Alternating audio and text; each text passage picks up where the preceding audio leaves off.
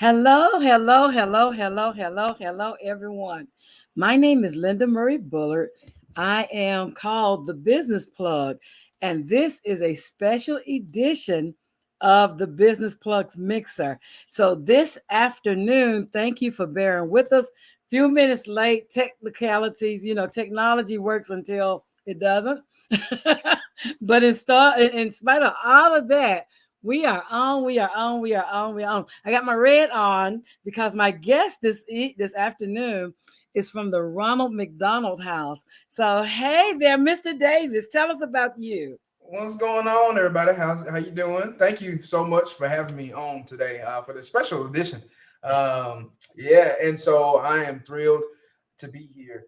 But just a little bit about me and Ronald McDonald House. So I'm originally from Nashville, and I actually made my way to Chattanooga because of the University of Tennessee at Chattanooga. So I'm a two-time Oh, graduate nice. from UTC. Go Mox! Yeah, you can Yeah, cut yeah. me. I probably bleed blue and gold. But had a wonderful time up at UTC.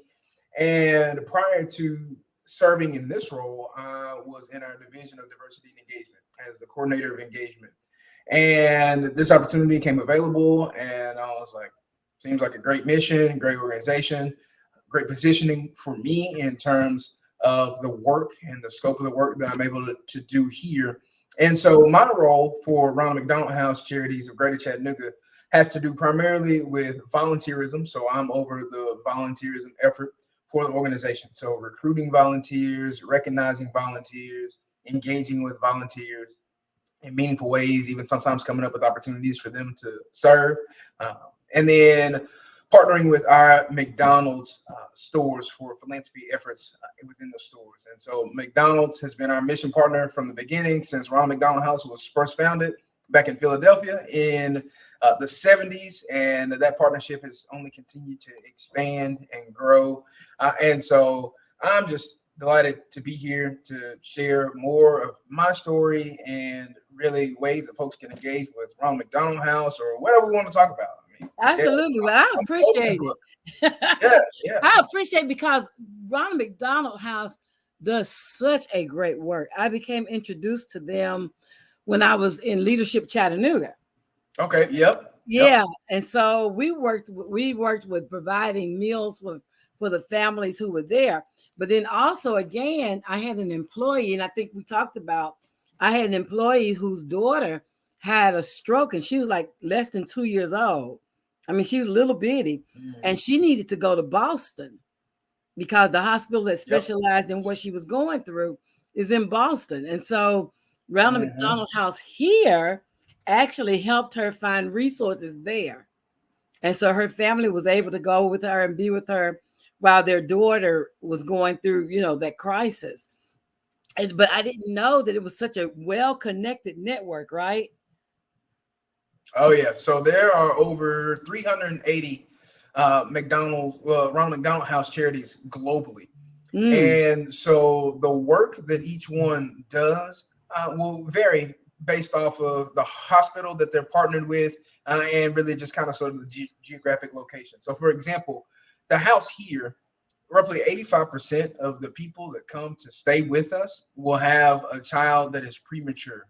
mm, So, contrary to popular belief, we're not necessarily a house full of kids. We do have kids that will come stay with us, but they will oftentimes be siblings of a child that is receiving treatment.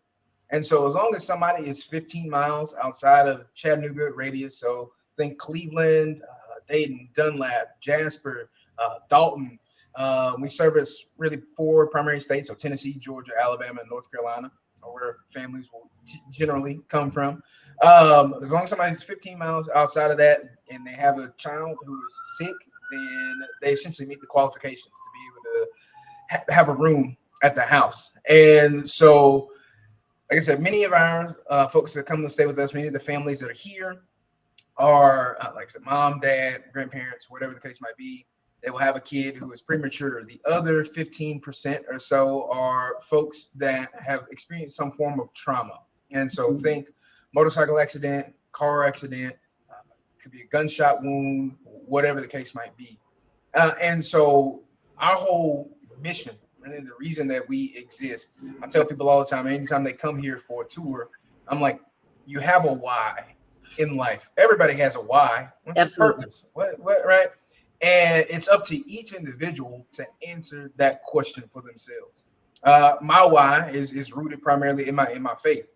I identify as a Christian. I love Jesus, strive to follow him. I fail miserably every single Right. day, and yet I love one of my favorite passages that gives me encouragement to keep going in the midst of that is 1 John 1:9. It's like, if we confess before the Lord, to confess our sin, he's faithful and just to forgive us and to cleanse us of Amen. unrighteousness. And so for me, my why is driven by a love for Jesus, and that is in turn, right, I'm called to love and serve other people, and I don't do that perfectly by any stretch of the imagination. But I mentioned that specifically because above the fireplace here, the moniker is the house that love built. And that's really kind of one of the monikers of Ronald McDonald House Charities globally. You'll see it on different documents that are put out. There's another sort of statement that we have that's keeping families close or keeping families together. But I always like to focus in on this idea of love because that's the reality of which we were founded out of. So our former president, CEO, and founder, Jane Kaler, she had a daughter who was sick, and she would travel back and forth to St. Jude to receive treatment. Well, her daughter eventually passed away, lost her battle to leukemia at 9 years old. And so really it was ultimately a mother's love that inspired this place. And so ground broke on this particular chapter in 1990. It expanded in 1996. Today, we're about a 35,000 square foot facility. We have 28 bedrooms, so we can hold up to 28 families at a time. Generally, we run around 80 or so percent capacity. I mean, that ebbs and flows depending on what's going on over at the hospital, because the work we do here would not be possible without the effort and support of our mission partner, Erlinger. But like I said, we can house up to 28 families. The typical stay is somewhere around the neighborhood of 3 weeks. However, we've had families that have stayed with us as long as 3 years. 3 years is the longest documented stay that we have. And so the time that we're able to provide to families matters tremendously, because at the end of the day, time is the great equalizer. And so, right, we all have 24 hours in a day. Doesn't matter how much money you have to your name. Doesn't matter what you look like, where you come from. The reality of the situation is we wake up and we're each allotted 24 hours. And so how we spend that 24 hours, what we do in those 24 hours, in my personal opinion, matters significantly, because I think, at least for me, I mean, I'm only 30. So it's not like I have a whole necessarily super deep wealth of life You've learned. experience. You're a quick learner. That's right. That's right. People don't Yep. need, forever to learn. That's Some right. people need That's right. forever and a day to learn. But Yep. Yep. so you're a quick learner. And Yeah. I love the fact that you give her story about losing her daughter, but about the fight and the mother's love, because we're getting ready to do Mother's Day next month. And Right. and shout out to the dads, because I was raised by a dad. I was raised by a single parent, and because of him, I have a lot of male tendencies, like a lot of the things that men do, like not Right. read directions, not ask for questions. Like, Right. I have a lot It of be those like things that. going on. We just embrace it. We just embrace it. But no one can replace the mother's love, because Yeah. for the however long it took, we shared her body. Mm-hmm. And so because we were one with her, we're one outside of her as well. And so understanding that love and understanding that any parent, I mean, any father, any mother, if your child is in crisis, like being premature, or definitely, some horrendous accident happens, you want to be near your baby. You want to Yeah. be there to let them know that they're not by themselves, and to kind of help them back toward health. And Yeah. so the work that Ronald McDonald House does is so important to so many families. Yeah. You said that one, 28 people at a time, or 28 rooms at a time, but it goes well beyond that, because the people who care about those people who are there, are support Mm-hmm. systems for them wherever they come from. And Yes. so you're a part of a big community of people when they need you. So hats off Yeah. to the Thank you. work you guys do. Hats off to you for that. So you have a couple of events coming up. Yes. Yep. Yep. So I want to help my audience understand how they can support you and Yeah. support those families who need help in their times of crises. Yeah, absolutely. So, like I said, being over volunteerism, think of me, I tell people, think of me like the sales division. So I'm the one going out, telling you about the organization, trying to convince you to come work with us, support us in some fashion. And then we have our customer service folks who are a little bit more boots on the ground in terms of really placing people where they need to be effective in their service. And so, in terms of the events that we have coming up, there are a couple. The first one is actually coming up this weekend. So, this Saturday and Sunday. Yeah, absolutely. At Camp Jordan. So, Camp Jordan over in East Ridge. We will have Bugapalooza. And so, it is a Volkswagen Beetle showcase, essentially, where tons of Volkswagen Bugs will come out. They'll line Camp Jordan. I think the tickets are maybe $5 or something like that, but not a whole lot per se. But all the proceeds from that go towards supporting Ronald McDonald House Charities and the efforts here, as well as the concession stand. So we Mm-hmm. get proceeds, 100% of the proceeds from that. So concessions go towards us. So Yeah. we are fully stocked for volunteers. But if you're looking for a family-friendly event to do this weekend, the weather's supposed to be nice. I would encourage folks, come on out to Camp Jordan, partake, check out the Volkswagen Beetles. I'll be there literally all day on both days. So from 8 to 4 on Saturday and 8 to 3 on Sunday. So if you're looking for something to do Saturday or Sunday after church, if you go to church or wherever you whatever you might be into on Sundays, if you and the weather's supposed to be nice, I would encourage people to come out and support Bugapalooza this weekend at Camp Jordan. And then the next event that we have it's a little bit higher ticket, so it is Wine, Women, and Shoes, and this event is a fundraiser for us. We had massive success with it last year, as far as I understand. And really, the whole point is women get dressed up in they fancy dresses or pantsuit or whatever you got, whatever your fanciest to do is. Break out your hats, whatever. Come wine tastings throughout the evening.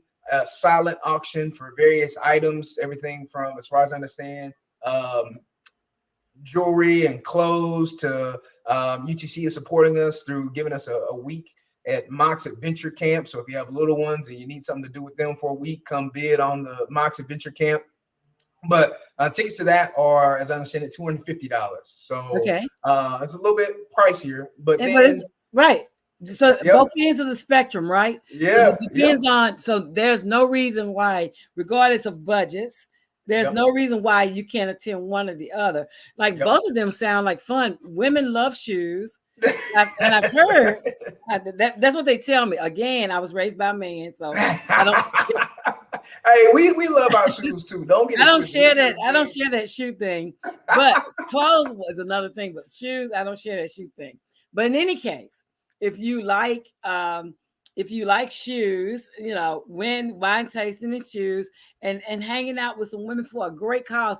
I actually got to attend that event, and it's been some years ago, but it was surprisingly entertaining, like Yeah, all of the yeah. shoes they had actual entertainment there, so it was well worth the donation toward helping Ronald McDonald House. So if you are inclined to go to that, when is that again?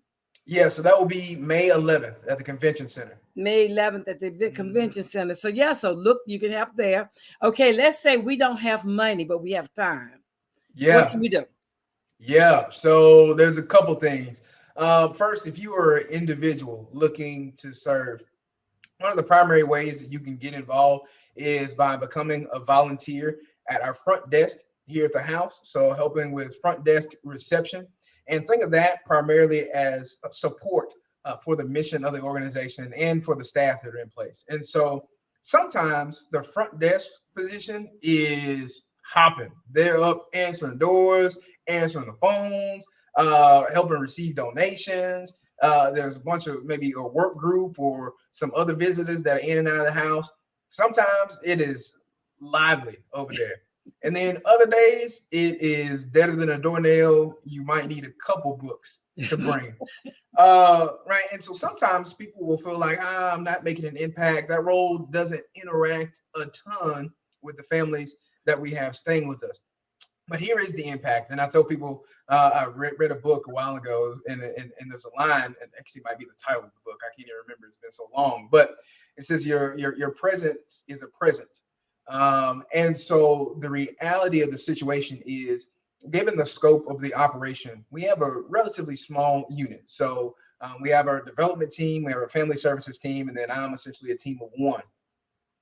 And so our family services team is made up of a vice president of family services, Michelle, Tanya, who's our house manager. We have a kitchen manager, Jackie. We have a purchasing and receiving manager, Milan, who comes in the evenings. But Michelle and Tanya are really the boots on the ground during the day.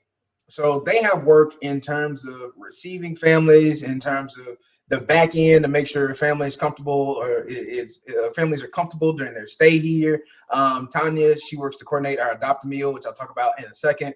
But if they are taken away from that work in terms of making the house run to man the front desk, essentially, so they're busy answering phones, trying to answer the door, that's a detriment to the work that we have to do here. And so the presence of our front desk role is really essential to the operation. And right, though you might not necessarily be directly hands-on with the families will come by and do daily health checks, but that's about the extent of it.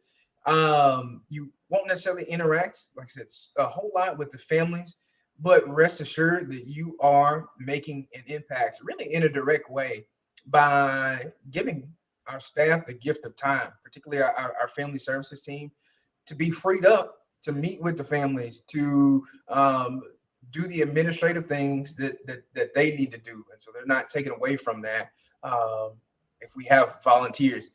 And then we also have a significant need to serve as volunteers inside of Erlinger in our family room.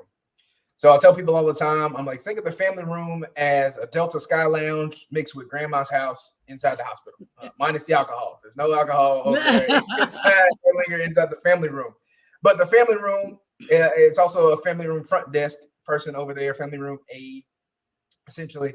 And that person, there is a little chore chart that they will do throughout their shift. It usually they knock it out in 15 to 30, 45 minutes or so. There's not a whole lot of chores that folks will have to do over there, but that just helps the operation of the family room. The family room is staffed from 3 to 9 p.m. And so it's open daily for sure from 3 to 9 p.m. However, both of these opportunities here at the house and at the family room are supposed to be from 9 a.m. to 9 p.m. And so a little bit about the family room. Before COVID, the family room was serving roughly 17,000 people annually. Wow. And it was anybody, as long as you weren't a patient or a child unattended, you could have access to the family room. And so there, folks can just go charge their phone. They can rest on the couch. They can wash clothes. There's 2 bathrooms with like full showers and everything like that. We'll have frozen meals over there as well for people free of charge, all kinds of snacks. But it's really just a caregiver oasis. So people that are not leaving the hospital, people that are not leaving bedside, that just kind of sort of need somewhere to go to step away for a second. That's what the family room is there for. And so we for sure have that window of 3 to 9 where it's open. But if we don't have volunteers at the family room before that, then that room's not open. And so in terms of our ability to be able to service people inside the hospital, it's detrimental because the number of folks who are able to serve have taken a significant hit, in part because we had a lot of volunteers roll off from over there, but then also too, we're trying to ramp back up efforts to advertise the family room. But if we don't have a consistent volunteer base over there, it's difficult to say, hey, yeah, you can come from 9 to 9, and then the family shows up with a bag of laundry and nobody's there. Right. So we want to avoid that issue. The caveat with serving inside of Erlinger is because it is hospital, it is subject to bunch of regulation and compliance. And so even if you are a volunteer with the Ronald McDonald House, there's still a series of steps that you have to complete to be able to serve inside of Erlanger.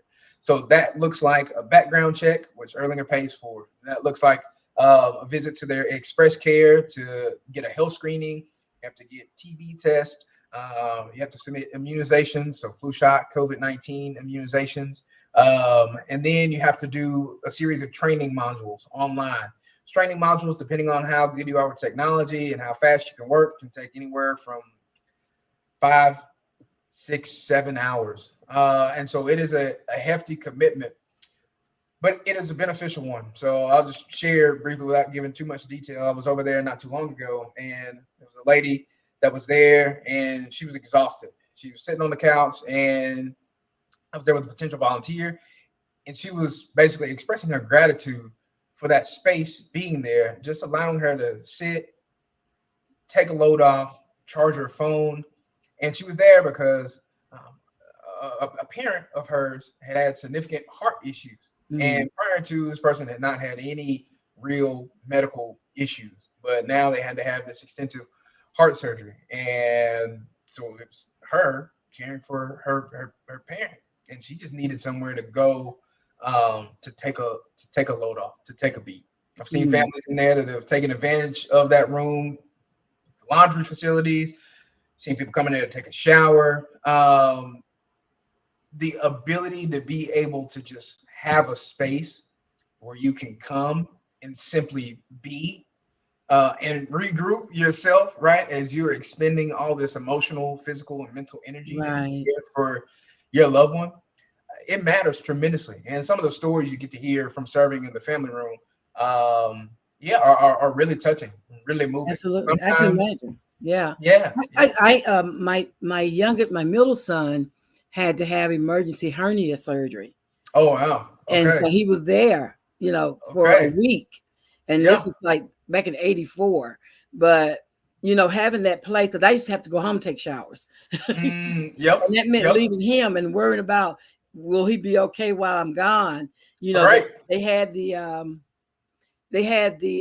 volunteer nurses, retired nurses back then, would come and sit while I go home and take a shower. So having that place on site is needed and worth it. I mean, and you can wash your clothes there too. So yeah. No, absolutely. And so we're always looking for volunteers for our family room, just because we had a lot of people roll off. And so in terms of numbers wise, we have a significant need for folks to serve in our family room. But groups can get involved with us too. And so groups can primarily right now get involved with us in 2 ways. One is coming to cook a meal for family.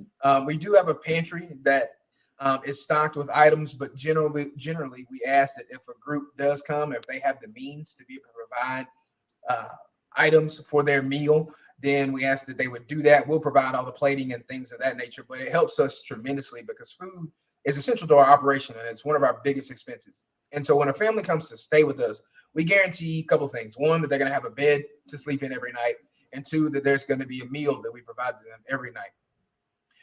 That's significant because when you're talking about serving families who are experiencing a medical crisis, whose child is critically ill, there's a ton of different things running through their mind, right? I mean, and so even something as engaging the senses, and they're walking through the door and they smell a home-cooked meal being made, the comfort that can bring to somebody in the midst of a significantly trying time matters.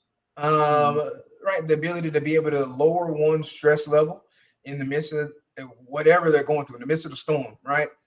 It matters. And so we love for groups to come in, cook a meal. Like I said, if somebody doesn't have the means to do so, we do have select items on hand in our pantry, and we'll work with you to come up with a recipe that fits what we have and that somebody's able to make. But sometimes folks, I'm not super great in the kitchen, so it's like, okay, well, let's get you something simple, maybe, right? But then sometimes folks come in. The other day, somebody was in here cooking pork chops and mashed potatoes and rice. So we have all kinds that come and serve. But that is significant for us because if we don't have a group scheduled to do an adopt a meal, or if a group drops out, then we will call the restaurant and we'll order out. for families. And so that matters to our operation. And then we also have opportunity for groups to serve through a drive and through holding a drive, a wish list drive. So like I said, we have a pantry. And so if folks want to collect food items, we can get you a list of those items. But if folks do want to collect small toiletries, travel size toiletries, we have a basically self-help wall where folks can come any point in time of the day. That wall stays stocked with deodorant, razors, hairbrushes, toothbrush, toothpaste, any sort of toiletry need that someone might need during their stay. I mean, think of like, a hotel or what have you. Certain things in a hotel, they give you a bar of soap and some shampoo and maybe a little bottle of lotion. But beyond that, it's kind of up to you. Well, we want to provide all that stuff because we never know the circumstances that somebody's walking through the doors with. Sometimes maybe people have all that stuff and they're good to go and don't have to worry about it. Sometimes that's not the case. And so we rely heavily on donations to stock our self-help wall and those toiletries. We don't try to buy any of those supplies, in part just to try to be good stewards and manage the money that we do have. But like I said, a significant portion of our operation goes towards food as well, and just to house a family. And so it costs us $150 a night to be able to house a family. When a family comes to stay with us, we ask $0 from that family. There used to be a chore that they would have to do. We don't even ask that anymore because we want them to have the maximum capacity to be able to care for their loved one in the hospital. And so we ask $0 for a family. It costs us $150 a night to house one family. To feed one person for a day, it costs us $15. Right? So to feed a family of four, $60. So you extrapolate that over 365 days, the expense adds up pretty quickly, right? Absolutely. And so we started a whole separate campaign specifically geared towards food. It's our Hope-Based Hospitality campaign, the Hope campaign.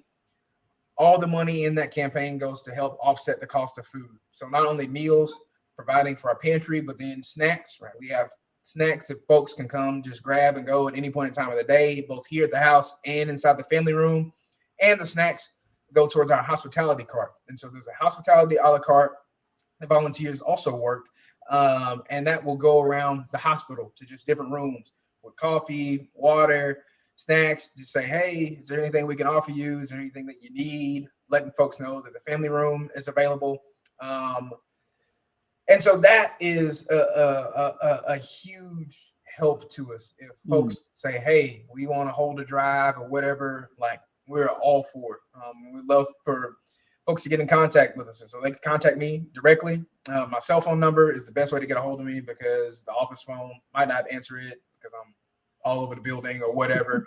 So cell phone by far is the best way, or email. If folks have interest in serving, they can email, and they can find more information on our website as well, rmhchattanooga.com. But those are the primary ways. So front desk and family room for individuals. We will have another one coming on online too that has to do with the kitchen. So helping with our dinner, that will be coming online soon. So if folks are interested in that, kind of peruse the website regularly and it will show up soon. And then adopt a meal and holding a drive are ways that groups can get involved, or an individual. Yeah, I love it because, it's getting ready to be summer and people out and active. But while you're out and active, it's a great opportunity for you to give back. And so this is a great way. And that's why I was like, oh, I would love to have you on, because sometimes people are like, I want to do something, but I don't know what organizations are in need or what do I need? What can I do to support them? So you're telling them very detail exactly what your need is. I'm hoping that people watch this while they're in their rounds and doing and picking up products and wanting to help somebody else over the summer. Great project for some teens. I know some 100%. Volunteer teens are trying to get those volunteer hours. And so I saw we actually met at the CSA Career Day. And I saw the team there. Yeah. CSAS. CSL. I say CSLA because that's where my boys went. But okay. I don't know. It's too many CAs. Because when you finish one, you go to the other. But I saw those kids, how energetic they were and how they were really, earnestly wanting to give back. So If Yeah. you have a team that needs some volunteer hours, if you have a project that your group is trying to get together to help other people, then consider Ronald McDonald House and those families there. And so that's what this is about. This is about helping people find a way to help other people, right? Yeah. And Yeah. because we're all in this together. So thank you, thank you, thank you for your yes. And in closing, can you give us parting words? What should we remember about Ronald McDonald House? Yeah, yeah, absolutely. So I say when people think about Ronald McDonald House, people kind of sort of have their ideas. Maybe they vaguely heard of it. They, maybe not really quite sure what it is, what we do here. At the end of the day, absolutely, right? I tell people we're in the hospitality industry. So we provide housing for folks. Um, but in the midst of that, we provide much more. So last year, accounted for bedside hours that we provided to families were 34,415 hours, which equates to 3.92 years. So close to 4 years of bedside time for families. So it's not just about a roof over your head and food in your belly. It's about a sense of community. It's about a sense of hope. And it's about giving people, honestly, what I would argue one of the most precious resources we have as people. That is time together with with the ones we love most. Because at the end of the day, right, family and that bond, no matter what your family situation is like or strained, or right, and sometimes the closest family doesn't even have the title of family, right? Like your mom and dad might not necessarily be the ones that you like, but it's my family, right? But when we think about family and the significance of the family unit to society, it's everything.